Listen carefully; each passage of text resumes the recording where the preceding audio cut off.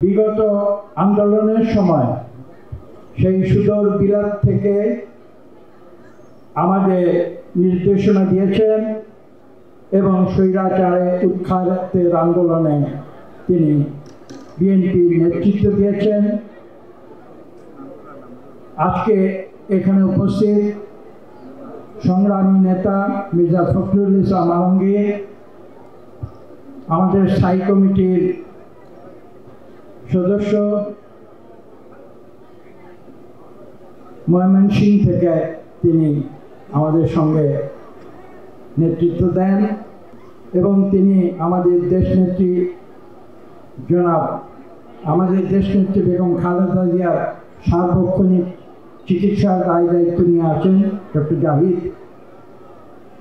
আজকে এখানে উপস্থিত বিএনপির নেতৃবৃন্দ। ওয়ালটন এখন দেশের সীমানা পেরিয়ে পৌঁছে গিয়েছে 50টিরও বেশি দেশে। ওয়ালটন, ঘরে ঘরে, বিশ্বজুড়ে। এবং আজকে এখানে উপস্থিত এই কক্ষের বাইরে যারা উপস্থিত হয়েছেন, যাদের জন্য আজকের শুভেচ্ছা বিনিময়, তাদের সবাইকে আমি অভিনন্দন জানাচ্ছি। আজকের এই সময়ে, এই মুহূর্তে জন্মাষ্টমীর অনুষ্ঠানটি কিন্তু একটি তাৎপর্য বহন করে এই জন্যে যে আমরা আজকে ইতিহাসের পাতায় প্রায় 5,500 বছর ফিরে যাচ্ছি।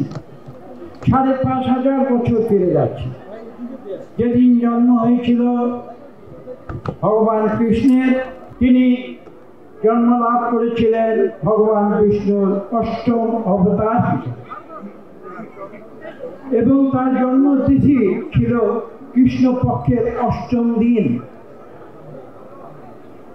এবং সবচেয়ে আশ্চর্যের কথা হচ্ছে যে তিনি সেদিন জন্ম নিয়েছিলেন যে উদ্দেশ্যে, অন্যায় থেকে এই বিশ্বকে ন্যায়ের পথে ফিরিয়ে আনা, অনাচার থেকে এই বিশ্বকে ন্যায়ের পথে ফিরিয়ে আনা, জুলুম থেকে এই বিশ্বকে ন্যায়ের পথে ফিরিয়ে আনা, মিথ্যা থেকে এই বিশ্বকে সত্যের পথে নিয়ে আসা, দুঃশাসন থেকে এই পৃথিবীকে সুশাসনের দিকে ফিরিয়ে আনা। সেই আদর্শের জন্যে আজকে থেকে 5,500 বছর আগে যে সংগ্রাম সূচিত হয়েছিল, আজকে ভাবলে অবাক হতে হয়। আজকে থেকে 15 বছর আগে এই বাংলাদেশে যে স্বৈরাচারী সরকার সৃষ্টি হয়েছিল, সেই স্বৈরাচারী সরকার থেকে সংগ্রাম করে এই দেশকে মুক্ত করার যে চিরন্তন যে সংগ্রাম, সেই সংগ্রামে কিন্তু আপনারা সবাই অংশীদার। এবং আমি একটু আগে বলেছি, যার নেতৃত্ব দিয়েছেন সুদূর লন্ডন থেকে জনাব তারেক রহমান। কাজেই এই ইতিহাস আজকে এই অনুষ্ঠানের বিশেষ তাৎপর্য বহন করে।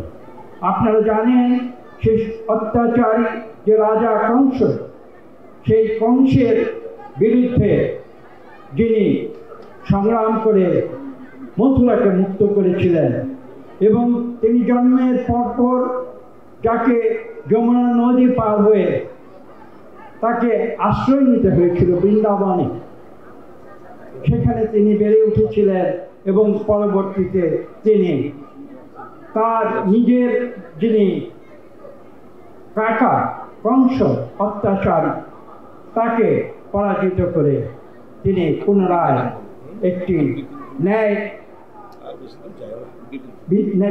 ন্যায়সঙ্গত একটি সরকার সেখানে কায়েম করেছিলেন। আজকে সেই জন্মতিথি পালন করতে আমরা এখানে এসেছি।